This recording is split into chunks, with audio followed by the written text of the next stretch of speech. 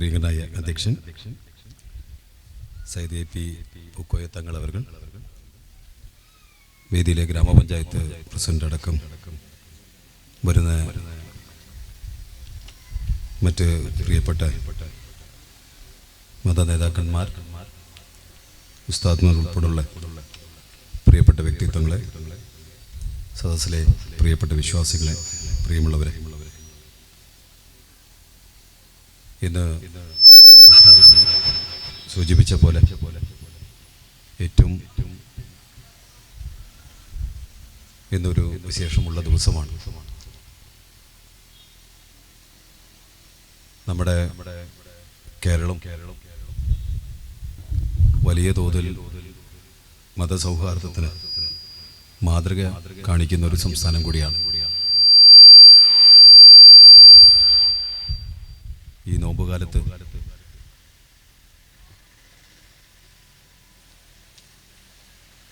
നമ്മുടെ മതവുമായി ബന്ധപ്പെട്ട് വ്യത്യസ്ത മതക്കാർ സഹകരിക്കുന്നതും മറ്റ് മതങ്ങളുമായി ബന്ധപ്പെട്ടുള്ള വിശേഷങ്ങളിൽ മുസ്ലിം സഹോദരന്മാർ തിരിച്ചു സഹായിക്കുന്നതുമെല്ലാം മാതൃകയായ ഒരു പ്രവർത്തനമാണ് കേരളത്തിൽ.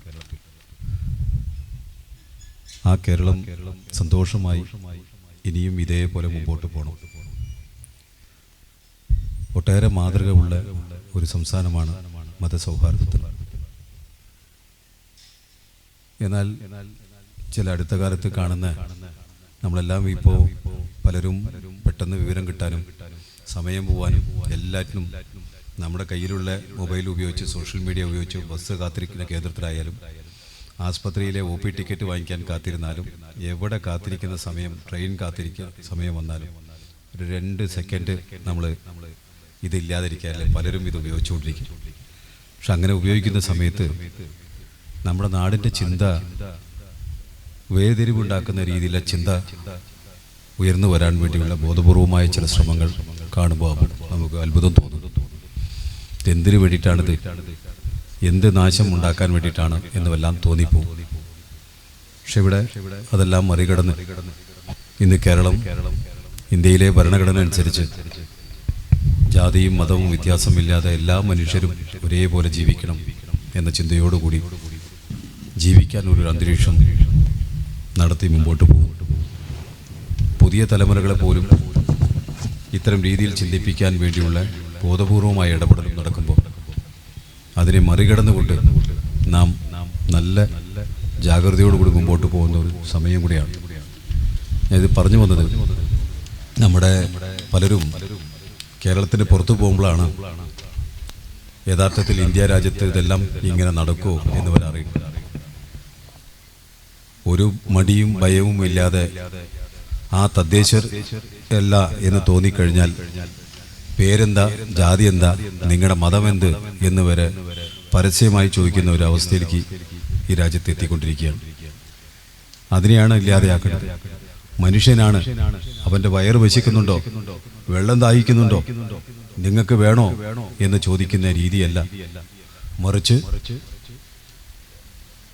നിങ്ങളുടെ ജാതിയും മതവും എല്ലാം ചോദിച്ച് അവൻ ഇവിടെ നിൽക്കണോ അല്ലെങ്കിൽ വേണ്ടയോ എന്ന് വരെ തീരുമാനിക്കുന്ന ഒരു അവസ്ഥയിലേക്ക് എത്തുക. ഇത് പുതിയ തലമുറകൾ കണ്ടുപിടിച്ചുകൊണ്ടിരിക്കുകയാണ്. ഒരിക്കലും അത്തരം അന്തരീക്ഷം നമ്മുടെ കേരളത്തിൽ വന്നൂടാ. രാജ്യത്തിന് മാതൃകയായി പ്രവർത്തിക്കുന്ന ഒരു സംസ്ഥാനമായി ഇന്ന് ജാതി മത ചിന്തകളില്ലാതെ, വേർതിരിവില്ലാതെ കേരളം എന്ന വലിയ രീതിയിലാണ് മുമ്പോട്ട് പോയിക്കൊണ്ടിരിക്കുന്നത്. ആ അർത്ഥത്തിൽ നല്ല പോലെ നമുക്ക് പോകാൻ കഴിയും. നമ്മളെ സംബന്ധിച്ച് നമ്മുടെ മതസൗഹാർദ്ദമാണ് എന്ന് കാണിക്കുന്ന രീതിയിലുള്ള പ്രവർത്തനം കേരളത്തിൽ എത്രയോ പള്ളികൾ മാതൃകാപരമായി നടത്തിക്കൊണ്ടിരിക്കുന്നു. അതിൻ്റെ ഏറ്റവും വലിയ ഉദാഹരണമാണ് നമ്മുടെ കേരളത്തിലെ തിരുവനന്തപുരത്ത് തലസ്ഥാനത്തുള്ള പാളയം പള്ളിക്കകത്ത് പൊങ്കാല വയ്ക്കാൻ വേണ്ടി എല്ലാ സൗകര്യവും ആറ്റുകാൽ പൊങ്കാലയുമായി ബന്ധപ്പെട്ട് അവിടുത്തെ സഹോദരിമാർക്ക് പള്ളി തുറന്നു കൊടുത്ത് നടത്തുന്നു. തൊട്ടപ്പുറത്തുള്ള ക്രിസ്ത്യൻ പള്ളികൾ അതിൻ്റെ മുറ്റം മുഴുവൻ പൊങ്കാലയ്ക്ക് ആവശ്യമായ സൗകര്യം ഉണ്ടാക്കി കൊടുക്കുന്നു. അതെല്ലാം മാതൃകാപരമായ ഒരു പ്രവർത്തനം തന്നെയാണ്. ആ പ്രവർത്തനം മറ്റു സംസ്ഥാനങ്ങളിലെ ആളുകൾ കാണുമ്പോൾ കേരളത്തെ കണ്ട് കൊതിക്കുകയാണ്. അങ്ങനെ ആവണം.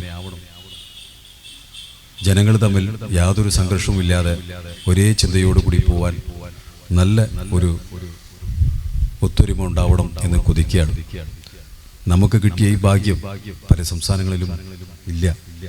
അവിടെ പള്ളികൾ കണ്ടാൽ ചാക്കിട്ട് മറയ്ക്കണം, പള്ളികൾ കണ്ടാൽ അവിടെ മതില് പണിയണം, താൽക്കാലികമായി ഷീറ്റ് വെച്ച് കെട്ടണം എന്നെല്ലാം ചിന്തയിൽ വരുമ്പോൾ മനസ്സെ വല്ലാതെ വേദനിപ്പിക്കുന്ന ഒരു രംഗമായി മാറിക്കൊണ്ടിരിക്കും.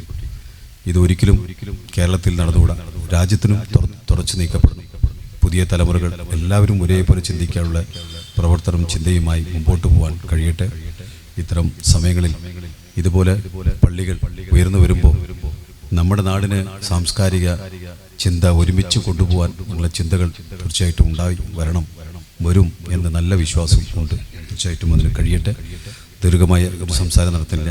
വളരെ അടുത്ത ഇനി കുറച്ച് സമയം കൂടെ കഴിഞ്ഞാൽ നോമ്പ് തുറക്കേണ്ട സമയമായതുകൊണ്ട് മറ്റ് പ്രമുഖ വ്യക്തികളും കൂടെ സംസാരിക്കാനുള്ളതുകൊണ്ട് ഞാൻ ചുരുക്കുന്നു. എല്ലാവർക്കും എല്ലാവിധ നന്മകളും നേർന്നുകൊണ്ട് എല്ലാവിധ ആശംസകളും അർപ്പിച്ചുകൊണ്ട് നമ്മുടെ ഈ റിലീഫ് സംഗമം ഔപചാരികമായി ഉദ്ഘാടനം ചെയ്തതായിട്ട് അറിയിച്ചുകൊണ്ട് എൻ്റെ ചെറിയ വാക്കുകൾ നിർത്തുന്നു.